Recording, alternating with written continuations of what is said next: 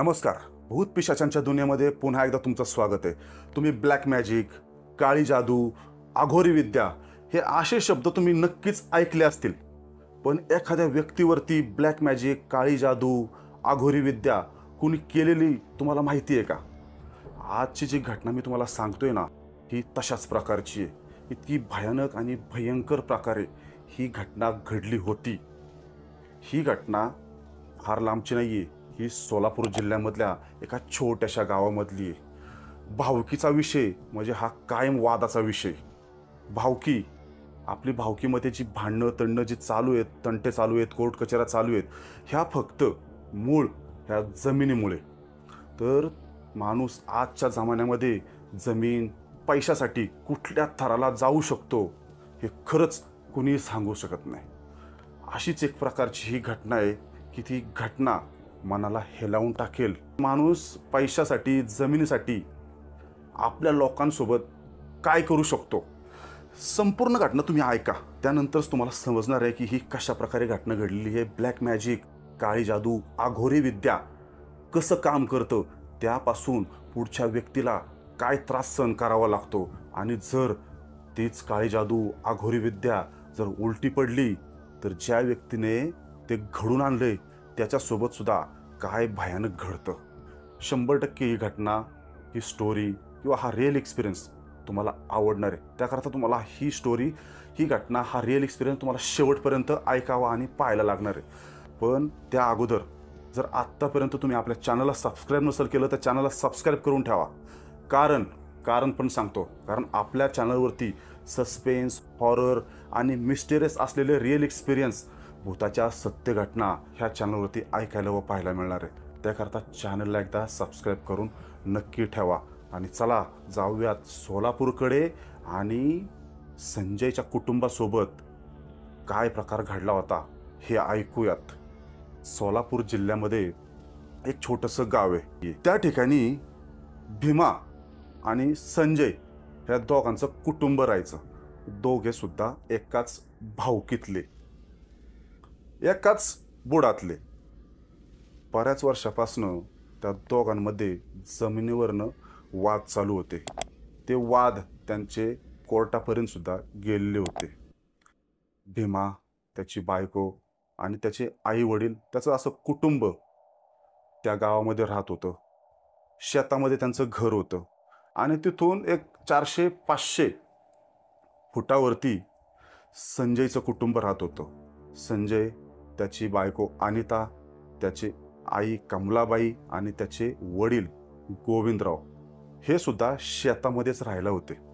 भीमा हा थोडासा कपटी मनाचा, फार कपटी. कारण ती जी वडिलोपार्जित जमीन होती, जी एकाच भावकीमध्ये होती, ती पूर्ण त्याच्या नावावरती होती. तो ती जमीन संजयला देत नव्हता. ती जमीन त्याला हडपायची होती. तो सतत संजयचा छळ करायचा, पण तो घाबरट होता, थोडासा भित्रट होता. तो समोरासमोर येऊन संजयला डायरेक्टली काही करू शकत नव्हता. संजय हा शेतकरी, एक प्रामाणिक माणूस. त्याची बायको अनिता ही मराठी शाळेमध्ये शिक्षिका. त्याचे वडील संजय हे दोघे सुद्धा फक्त शेतातलीच कामं करायचे. आई सुद्धा शेतातच असायची. संजयला मूलबाळ नव्हतं आणि भीमाला सुद्धा मूलबाळ नव्हतं. बरेच वर्षापासून त्यांचा तो जमिनीचा वाद. संजय त्याला नेहमी म्हणायचा की अरे दादा, ती माझी जमीन माझ्या नावावर करून दे. पण भीमा त्याला कायम म्हणायचा की माझ्या बापाच्या नावावरती ती जमीन आहे, मी तुला का देऊ. पण तुम्हाला खरं सांगतो, आज सुद्धा बऱ्याचशा ठिकाणी घरामध्ये जो मोठा व्यक्ती आहे त्याच व्यक्तीच्या नावावरती आज सुद्धा बऱ्याच ठिकाणी सातबार आहेत. पण याचा अर्थ असा नाही आहे की ती जमीन फक्त ज्याचं नाव आहे त्याचीच. भीमा त्याला कायम बोलायचा की माझ्या बापाच्या नावावरती सातबार आहे, मी तुला करून देणार नाही. तुला काय करायचं तर कर, तुला कोर्ट कचेऱ्या कर, तुला कुणाला भेटायचं आहे त्याला भेट, मी तुला जमीन ही करून देणार नाही. बरेच वर्षापासनं त्यांचं ते प्रकरण कोर्टामध्ये होतं.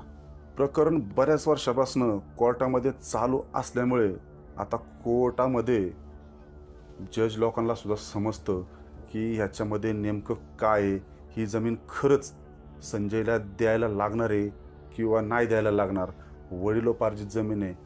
ॲक्च्युअलमध्ये तो निर्णय संजयच्या बाजूने लागणार होता. ती केस संजय जिंकणार होता. हे सुद्धा भीमाला काही दिवसानंतरनं समजायला लागतं. संजयला त्याच्या वाट्याची जमीन द्यायला लागणार आहे. पण तुम्हाला मगाशी सांगितलं की भीमा थोडासा कपटी मनाचा. तो डायरेक्टली संजय समोर येऊन त्याला काही करू शकत नव्हता. असे बरेच दिवस चालतात.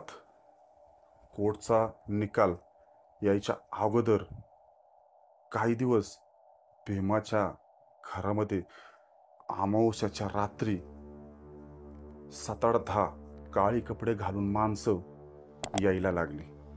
रात्रीचे 1-1:30 वाजले की त्याच्या घरामध्ये कोंबड्यांचा आवाज यायला लागला. धूर त्याच्या घरामधनं लोकांना दिसायला लागला. घरात कुठले तरी प्रकारचे मंत्रोपचार करतायत हे असं लोकांना दिसायला लागलं. आता भीमा आणि संजय हे दोघे सुद्धा शेतामध्ये राहिले होते. गावापासून थोडंसं वेगळं, आजूबाजूला बिलकुल गर्दी नसते अशा ठिकाणी.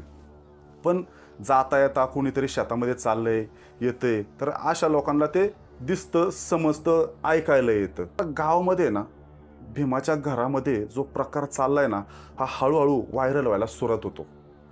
चावडीवरती लोक बसली की असा विषय काढायची की यार भीमाच्या घरामध्ये दर अमावस्याला 7-8-10 काळी कपडे घालून माणसं येतात आणि घरामध्ये ना रात्रीचं 1-1:30 वाजता काय यांचं चालतंय. घरातनं असा धूर येतो, धूपचा वास सुटलेला असतो, अगरबत्तीचा वास येत असतो आणि काहीतरी आहे ना असं मंत्रोपचार करत असतात. तर हे लोकांना थोडं विचित्र वाटतं. आता प्रत्येक अमावस्याला, आता आपल्यामध्ये अमावस्या पौर्णिमा हे भूतप्रेत आत्म्यांसाठी सगळ्यात महत्त्वाचे दिवस. कारण ह्याच 2 रात्रीमध्ये जे भूत प्रेत आत्मेत पिशाचेत ह्यांची शक्ती आहे ना वाढते. तर प्रत्येक वेळेस त्याच्या घरामध्ये अमावस्या असू द्या किंवा पौर्णिमा असू द्या हा प्रकार चालू होता. संजयचा मित्र गावामध्ये राहायचा. आता गावामध्ये चावडीवरती बसल्यावरती त्याचा मित्रसुद्धा कधीतरी त्या ठिकाणी बसला असेल आणि तिथं विषय चालला की यार त्या भीमाच्या तिथं रात्रीचा असा काय बरं प्रकार होतोय किंवा रात्रीचा जरा मंत्रोपचार अमुक तमुक हे येते. आणि त्यावेळेस त्या संजयच्या मित्राला एक जण बोलतो की यार त्या ठिकाणी रात्रीचे जे मंत्रोपचार चालतात ना त्याच्यामध्ये संजयच्या कुटुंबाचं नाव वारंवार घेतलं जातं. त्यांच्या जमिनीचा वाद आहे आले ह्याच्यावरती काय अघोरी विद्या काळी जादू काहीतरी त्या ठिकाणी होत नसेल ना रे. तर ते तो ऐकतो आणि संजयला येऊन सांगतो, यार संजय मी असं असं ऐकलंय बाबा, बघ तुला खरं वाटत असेल तर वाटू दे नाहीतर विषय सोडून दे, पण मी जे ऐकलंय मी तुला सांगतोय. आता त्याची बायको सुशिक्षित होती, ती सुद्धा ह्या गोष्टीकडे इग्नोर करते. ती म्हणते जाऊ द्या काय कुणी काही केलं तरी ह्या असे काही म्हणजे असा काही प्रकार नसतो. ह्या असल्या तंत्र मंत्र विद्या काळी जादू ब्लॅक मॅजिक आघोरी विद्या ह्यांनी काही होत नसतं. तिथंच ते दोघं नवरा बायको चुकतात. ते त्या घटनेला त्या गोष्टींना इग्नोर करतात. तरी पण तो आणि त्याला काय बोलतो, नाही नाही मी काय करतो त्या भीमाला यांना जाऊन विचारतो की बाबा तू काय तुझ्या घरात काय प्रकरण चाललेलं आहे, आमचं नाव आम्हाला ऐकायला येते लोक सांगतात. तर तो एक दिवस आहे ना भीमाला भेटायला जातो. तर भीमा जरा कपटी, भीमा त्यासोबत नीट बोलत पण नसायचा. त्यावेळेस भेटायला जातो तो भीमा आहे ना त्याच्या संग बोलताना एकदा सुद्धा हसला नाही. म्हणला बघ तुला कळणार आहे, तुला समजणार आहे काय होईन ते, तुम्हाला बाकीचे प्रश्न विचारूच नको आणि म्हणला इथून निघ, माझ्या दारात अजिबात उभं राहायचं नाही म्हणला तो. त्यावेळेस भीमा येण्याला असा म्हणजे हाकलतो तिथनं. तर घरी आलो आणि त्याला सांगतो की यार तो जरा वेगळ्या प्रकारे माझ्या संग बोलला. ती बोलते जाऊ दे आपल्या आता कोर्ट कचेरी आता आपल्या बाजूने निकाल लागणार आहे. तर रागाच्या भरात तो बोलला असं, जाऊ दे आपल्याला तरी काही गरज आहे त्याची. एक दिवस आहे ना पौर्णिमा होती आणि त्या शाळेतनं येते संध्याकाळची 5-6 वाजता ती घरी पोचली असेल. तर तो दिवस म्हणजे हा उन्हाळ्याचे दिवस होते. तर सोलापूर पंढरपूर ह्या बाजूला आहे ना थोडं उन्हाळा जरा जास्तच असतो. तर ती त्या दिवशी आहे ना 5-6 वाजता घरी येते. आता घर त्यावेळेस त्यांचं ते आपलं साध्या खोल्या वरती पत्रे, बाहेर शेड पडगी वगैरे त्या तशा प्रकारचं. तर ती घरात शिरते आणि तिला इतकं अचानक त्या दिवशी आहे ना अचानक गारठा जाणवतो, की बाहेर एवढं गरम होते आणि घरात शिरली तिला अचानक इतकी थंडी वाजल्यासारखं होतं. बाहेर तिची सासू होती, तर सासूला बोलते की आई थोडं इकडे यावं. तर तिच्या आई म्हणजे ती सासू ती घरात ज्यावेळेस शिरली ना तर ती म्हणते, अनिता काय ग कूलर बिलर लावला का काय, एवढं का थंड वाजते. तर ती अनिता तिच्या सासूला बोलते की मी आई तुम्हाला तेच सांगते की बघा ना बाहेर कसं गरम होते आणि घरात अचानक कसं थंड वाटायला. पण जरी असं झालं तरी त्यासाठी माणूस काही करू शकत नव्हता. आता वातावरणाचा नियम आहे, आता त्याच्या घरात थंड झाला असेल आता ती त्यासाठी काहीच करू शकत नव्हती. ते त्यांचं रात्रीचं जेवण वगैरे होतं आणि अनिता आणि संजय हे झोपायला जातात. त्याचे आई वडील हे बाहेरच्या रूममध्ये ते सुद्धा झोपले. रात्रीचे साधारण त्यावेळेस 1:30 वाजले असतील. 1:25 किंवा ते 1:30चा टायमिंग असेल. आणि त्या रात्री ना संजय एकदम उठून बसतो. झोपलेला व्यक्ती उठून बसतो आणि त्या पाठोपाठ अनिताला त्याचा आवाज येतो मोठ्याने. तर अनिता सुद्धा त्यावेळेस उठली आणि ती त्याला विचारते काय झालं एवढं का घाबरल्यासारखं उठलंय. तर तो मोठमोठ्याने असा श्वास घेत होता. तर तो म्हणतो थांब जरा पाणी दे मला. तर ती त्याला पाणी देते. तो पाणी पितो आणि ती पुन्हा त्याला विचारते काय झालं. तर तो म्हणतो अरे मला जरा दडापल्यासारखं झालंय. तो बोलतो का बरं. तो म्हणतो बघ ना मला असं अचानक असं वाटलं की माझ्या छातीवरती ना कोणतरी बसलंय. तर त्याला श्वास घ्यायला थोडासा त्रास होता. आता आपल्याला पण कधी कधी समजा आपण झोपलो असा शांत तर आपल्याला सुद्धा काही वेळेस असं दडपल्यासारखं होतं. म्हणजे आपले हातपाय आपल्याला समजतंय पण आपले हातपाय सुद्धा हालत नाही. तसा प्रकार त्याचा झाला होता. तर त्याला बोलते की थोडंसं उठा आणि 1-2-3 पावलं चाला म्हणजे तुम्हाला थोडंसं बरं वाटेल. पण तो ज्यावेळेस त्या बेडवरनं उठतो आणि खाली पाऊल ठेवतो ना तर त्याच्या अंगातली पूर्ण शक्तीच गेली होती. तो डायरेक्ट खाली पडतो. त्याला उठवते आणि पुन्हा त्या बेडवरती बसवते. ती बोलते का एवढं म्हणजे काय तुम्हाला कसं वाटतंय. अरे म्हणला नाही रे पण माझ्या छातीवरती ना कोणतरी असं दणादणा नाचत होतं. मला असं स्वप्नात दिसलं. तर मग ते थोडा वेळ गप्पा मारतात आणि त्या दिवशी त्याला झोप लागते. सकाळी उठतात. त्यांच्या बाहेरच्या वरांड्यावरती एक तुळस लावलेली होती. सकाळी अनिता तिची म्हणजे आंघोळ वगैरे उरकून सकाळचे जे लेडीज महिला लोक सकाळचे तुळशीला पाणी घालून त्यांना ते हळदी कुंकू वाहतात. ती त्यांची नेहमीची सवय असते. तर ती सकाळचे आपले आरतीचं ताट घेऊन त्या तुळशी वृंदावनापाशी जाते. एक मोठं झाड होतं तुळशीचं. पण ती त्यावेळेस तिथं जाते तर ते झाड तुळस पूर्ण सुकलेली. ती आवाज देते की आई बाहेर यावं बघा ही तुळस कशी काय सुकली. काल तर ही तुळस चांगली होती आणि एवढी टवटवीत तुळस चांगली मोठी तुळस ही बघा की एकदम सुकून गेली. तर ते थोडंसं आहे ना त्यांना म्हणजे अजीब म्हणजे थोडंसं विचित्र वाटतं की तुळशीचं झाड हे सुकणं कसं शक्य आहे. कारण त्यांना 8-8 दिवस जरी पाणी घातलं नाही तरी तुळस ही कायम तरतरीत राहणारा तो वृक्ष आहे. आणि तितक्यात नंतरनं घरातनं संजय बाहेर येतो शेताकडे जायला आणि त्याची नजर त्याच्या गळ्याकडे पडते. तर त्याच्या ह्या गळ्यावरती अशी नख ओरखडलेत. असं लाल लाल जसं काय कातडं हे झाले. तर ती त्याला बोलते थांबावं 1 मिनिट आणि त्याचा शर्ट थोडासा खाली करते. तर म्हणते हे तुम्हाला नख कशाने लागलेत. अरे तो म्हणतो मलाच समजत नाही की मला हे नख कशी लागलेत. मला सकाळी मी आंघोळ करायला गेलो साबण लावला तर मला थोडं झोंबल्यासारखं झालं. तर त्यावेळेस त्याच्या गळ्यावरती आहेत ना अशी नखांनी असं ओर खडल्यासारखं त्याला झालं होतं. तो त्याच्या आईला आणि त्याला बोलतो की मी जातो जरा शेतावरती. तर त्याच्या आई त्याला बोलते की नको जाऊ जेवण करून जा खाऊन जा नंतर आम्ही भाकर घेऊन येईन त्यावेळी पण आता खाऊन जा. तो म्हणतो ठीक आहे दे मला वाढ थोडंसं. तर तो आतमध्ये पुन्हा जेवायसाठी जातो तर त्याचे वडील गोविंदराव हे नेहमी देवाची पूजा करायचे. तर त्या दिवशी आहे ना, ते बिलकुलही देवाऱ्यात गेले नव्हते.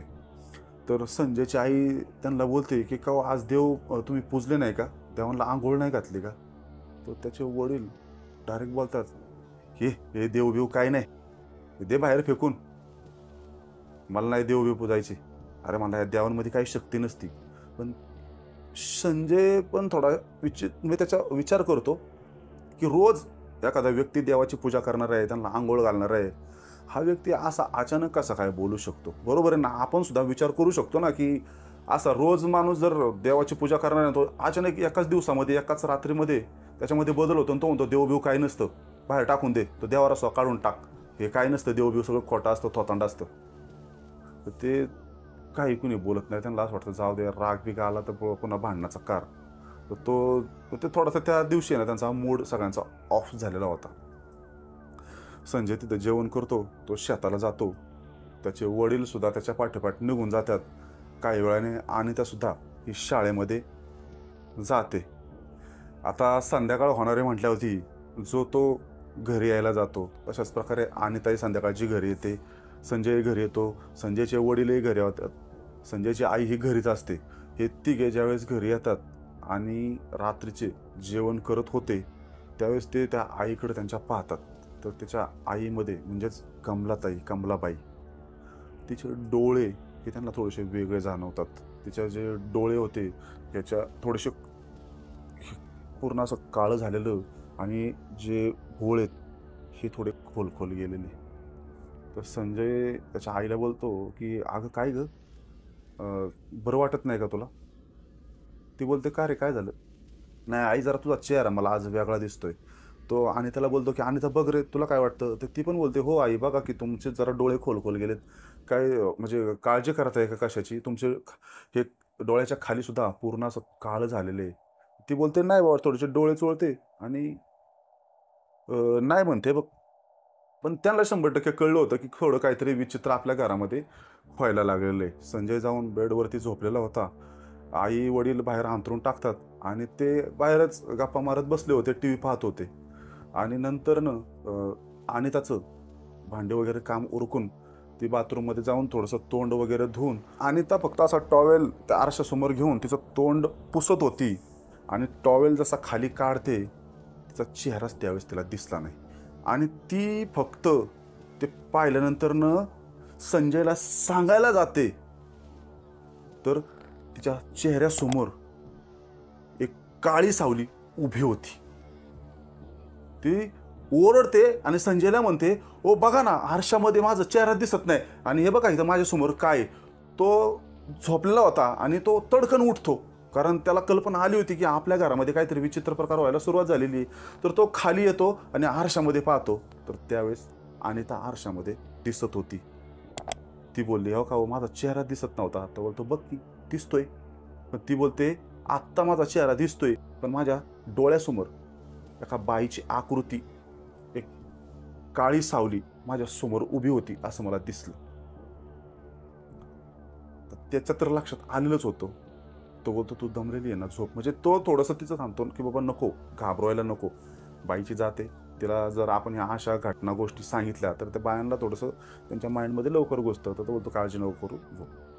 तर काही वेळाने ती झोपते आणि पुन्हा रात्रीचे 1-1:30 वाजलेले असतील. कारण हे भूत प्रेत आत्मे, हे पिशाच, ह्यांचा जो सगळ्यात बाहेर निघायचा आवडता जो टायमिंग, हे वेळ आहे, हा रात्री 1, 2, 3, 3:30 ह्या टाईममध्ये हे पॅरानॉर्मल ॲक्टिव्हिटीज, एंटिटीज हे जास्त ॲक्टिव्हेट असतात. ज्या भिंतीवरती अशी गोल राऊंडमध्ये सावली किरट्या मारतात, गोल गोल गोल. इथं समोर पाहिलं की अचानक ती सावली इथं असायची, इथं असायची, इथं असायची, इथं असायची. आणि अचानक ज्या आरशामध्ये ती तिचं चेहरा पाहत होती, तोंड पाहत होती, तडकन ती काच फुटते आणि ती काच तुकड्या तुकड्यांमध्ये खाली जमिनीवर पडलेली दिसली. ते दोघं सुद्धा नवरा भाऊ घाबरले. दरवाजा उघडला आणि त्याच्या आई वडिलांपाशी येऊन दोघे सुद्धा बसले. तर तिथं गेल्यावरती ते आई त्याची बोलली, काय झालं रे, काय झालं बाळा? आणि तर आईच्या पाशी म्हणजे तिला घाबरलीच. त्यामुळे ती काय बोलू शकत नव्हती. तो आई आम्ही आता झोपलो ना, तर ही पहिली बोलली, की माझा आरशात चेहरा दिसला नाहीये. आणि नंतर आत्ता आम्हाला हा टायमिंगमध्ये आपल्या त्या रूममध्ये कोणीतरी आपल्या ह्या भिंतीवरती त्या गोल, गोल, गोल, गोल फिरतोय. चेहरा नाहीये, फक्त अदृश्य सावलीसारखं असा अंधार येतोय, गोल फिरतोय, अंधार येतोय, गोल फिरतोय. आणि तेवढ्यात आतमध्ये आरशाची काच फुटली. भूतप्रेत आत्मा असन का रे? आई कुणी आपल्या याच्यावरती खरंच अशी काळी जादू केली असेल का रे? त्या भीमा जे त्याच्या घरामध्ये तंत्रमंत्र विद्या चालत होती, हे खरंच होतं का? त्यापासून असा धोका होऊ शकतो का? आईला अशा बऱ्याच प्रकारचे प्रश्न विचारतात. तर त्याचे वडील सुद्धा बोलतात, की बाळा, ह्या गोष्टी असतात. आपण जरी ह्याला मान्य केलं नाही, त्यानंतर सुद्धा आहे ना, त्यांच्या घरामध्ये आहे ना, एकदम विचित्र प्रकारचे आवाज यायला सुरुवात होतात. हसण्याचे आवाज यायला सुरुवात होतात. त्या भिंतीवरती कोणतरी उड्या मारते, त्यांच्या बेडवरती उड्या मारते. पण हे इतके रात्री घाबरले होते ना, की यांना कुणाला सांगायची सुद्धा यांची हिंमत नव्हती. बाहेर जायचा प्रयत्न केला, की बाहेर सुद्धा त्यांना असे आवाज यायला सुरुवात झालेली होती. इतके घाबरले होते, जबरदस्त त्यांची म्हणजे इतकी घाणेरडी त्यावेळेस परिस्थिती झाली होती. तर आता त्याच्या वडिलांनी तर देवपूजा सोडलेली होती, तर त्याची आई तिथनं उठून त्या देवाऱ्यामध्ये जाते आणि तिथं जाऊन हनुमान चालीसा बोलायला सुरुवात करते. देवाचे नामस्मरण करायला सुरुवात करते, की ही आजची रात्र जी आमच्यासाठी कठीण आहे, ही कशी तरी टळू दे. दुसऱ्या दिवशी सकाळचे नवरा बायको, त्याचे वडील आणि त्याची आई त्यांच्या आतमध्ये बेडरूममध्ये प्रवेश करतात. तर अक्षरशः त्यांच्या बेडवरची गादी, ती चादर, ज्या वस्तू त्यांच्या होत्या, त्या इथं तिथं अशा पडलेल्या त्यांनी पाहिल्या.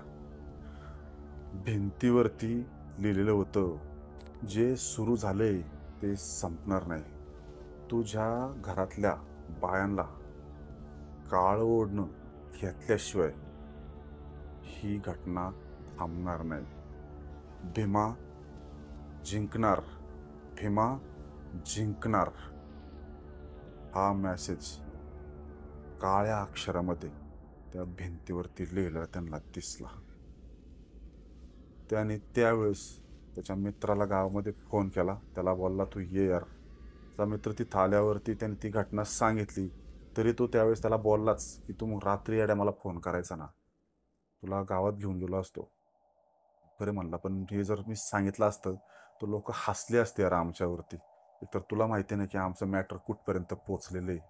आणि त्यावेळेस त्यांचं बोलणं चालू होतं. त्यावेळेस अनिता आणि त्याची आई त्यांच्या पाशी येऊन थांबते आणि संजयचं लक्ष अनिताकडे जातं आणि त्याच्या आईकडे जातं. त्या दोघींच्या गळ्यावरती सुद्धा नखाने ओरबडलेल्या खुणा होत्या.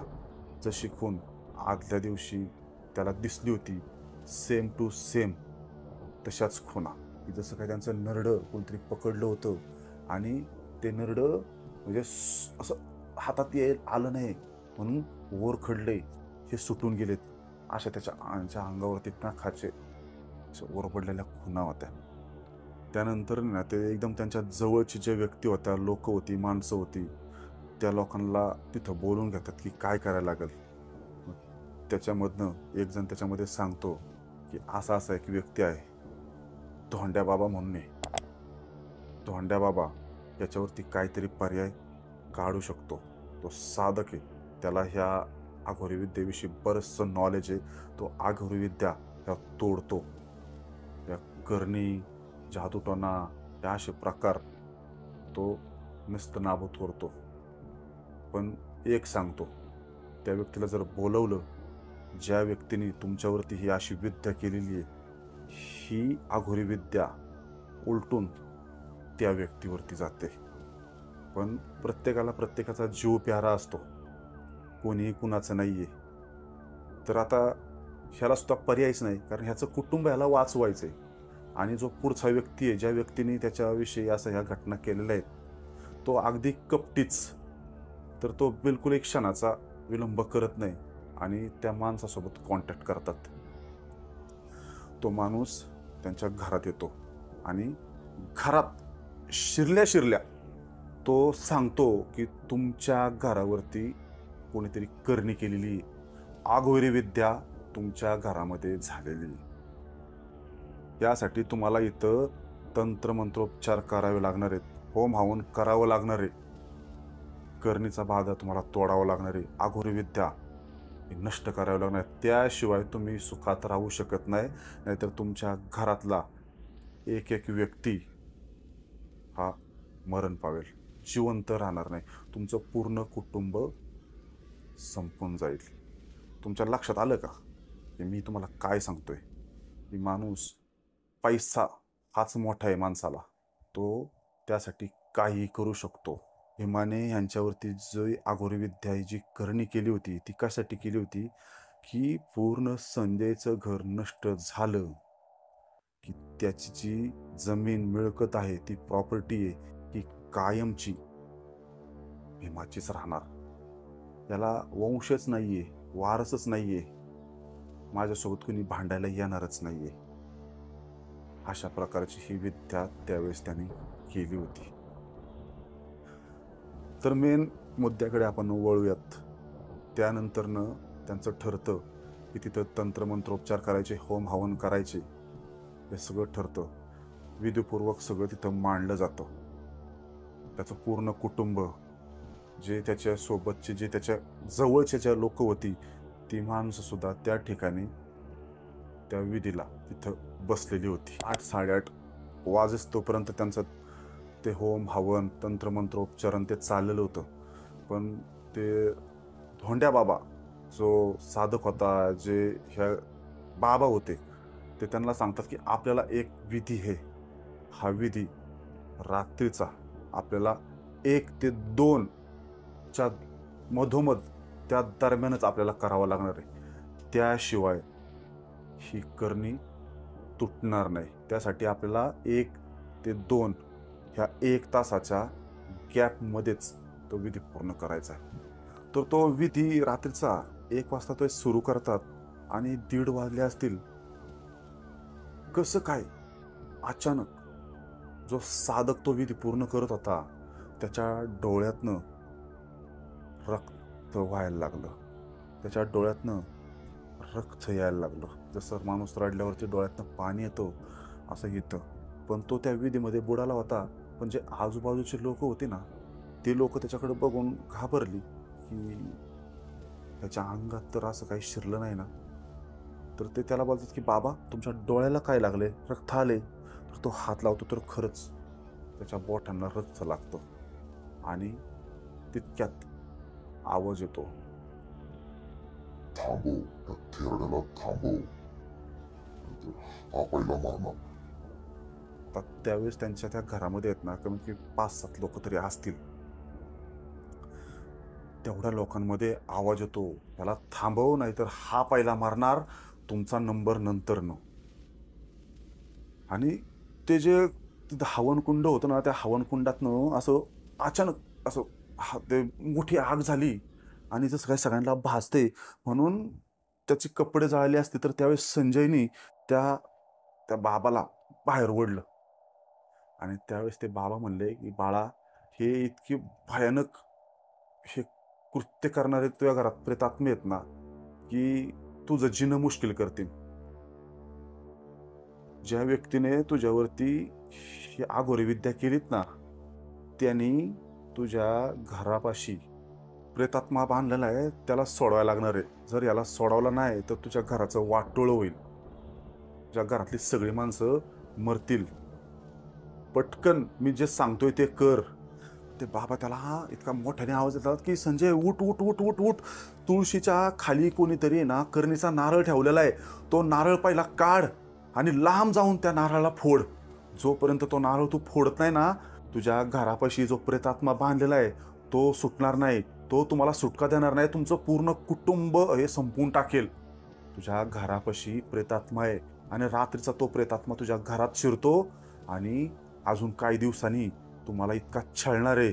त्या छळायच्या अगोदर तो नारळ काढ, ती तुळस त्यामुळे सुकलेली होती. तो बाहेर पळत जातो, त्याच्या पाठीपाठ त्याचा मित्रही तिथं गेला होता. ती तुळस उठून साईडला करतो, ती माती उकरतो. त्या मातीमध्ये खरोखरच त्याला त्या रात्री नारळ सापडला होता. नारळाला एक लाल फडकं, त्या फडक्यामध्ये एक लिंबू, त्या लिंबाला टाचण्या टोचलेल्या आहेत. तो नारळ काढतो आणि ते जे पाहतो ना, अक्षर त्याच्या अंगावरती काटा आला होता. तो तिथनं लांब पळत जातो. त्याला सांगितलं होतं की नारळ फोडल्याशिवाय परत येऊ नको, आणि नारळ फोडायच्या आतमध्ये जोपर्यंत तू नारळ तिथून लांब नेत नाही तोपर्यंत पाठीमागं पाहायचं नाही. कारण तू तो नारळ इथं घेऊन चाललाय ना, तुझ्या पाठीमागे तो प्रेतात्मा सुद्धा येणार आहे तिथपर्यंत. आणि जर तू पाठीमागे पाहिलं तर भयानक कृत्य होणार आहे. तो बिलकुलही पाठीमागे पाहत नाही. त्याच्या बरोबरीनेच त्याचा मित्रही त्याच्यासोबत पळत होता. पाठीमागे न पाहता एका ठिकाणी तो जातो आणि तिथे तो नारळ तो फोडतो. नारळ फोडल्यावरती त्या नारळामध्ये बाईची केस, त्याच्यामध्ये लाल रक्तासारखं लाल पाणी, आणि त्याच्यामध्ये एक चिठ्ठी. त्या चिठ्ठीमध्ये नाव होतं अनिता. याचा अर्थ सर्वात पहिला घात हा अनिताचा होणार होता. पण ते पुन्हा घराकडे येतात आणि घरी आल्यावरती सांगतात की त्या नारळामध्ये अशा वस्तू होत्या. ती चिठ्ठी सुद्धा त्या साधकाला, त्या बाबाला दाखवतात. तर तो बोलतो की ही चिठ्ठी तू आणायचीच नव्हती, ह्या चिठ्ठीला तू पहिले जाळून टाक. आणि त्या हवनामध्ये ती चिठ्ठी टाकली जाते. त्याच्यानंतरनं त्यांचं घर पूर्ण शांत होतं. त्याच्या घरात परत अजिबात प्रेतात्मे फिरलेले दिसले नाही किंवा काचा फुटले नाही. कुठले कृत्य त्यांना झालेलं घडलेलं दिसलं नाही. पण ज्या व्यक्तीने त्यांच्यासोबत हा प्रकार केला होता त्या व्यक्तीला काही दिवसानंतरनं वेड लागतं. तो व्यक्ती वेडा झाला. म्हणजे कोण? भीमा. कारण त्यानेच काळी जादू ही आगोरी विद्या केली होती. अक्षरशः तो व्यक्ती रात्रभर गावामध्ये एकटाच बडबड बडबड करत भटकत असायचा. त्या व्यक्तीवरतीच ती काळी जादू फिरली. अशी भयानक घटना त्यावेळेस संजयच्या कुटुंबासोबत झाली. आता बरेचसे लोक कमेंट करतील की तुम्ही अंधश्रद्धा पसरवताय. तर तसं नाही. मी बिलकुलही अंधश्रद्धा पसरवत नाही किंवा त्याचा प्रचार प्रसार करत नाहीये. आतापर्यंत जर आपल्या चॅनलला सबस्क्राईब नसेल केलं तर चॅनलला सबस्क्राईब करा. चला भेटूया पुढच्या व्हिडिओमध्ये. तोपर्यंत डरना मना है.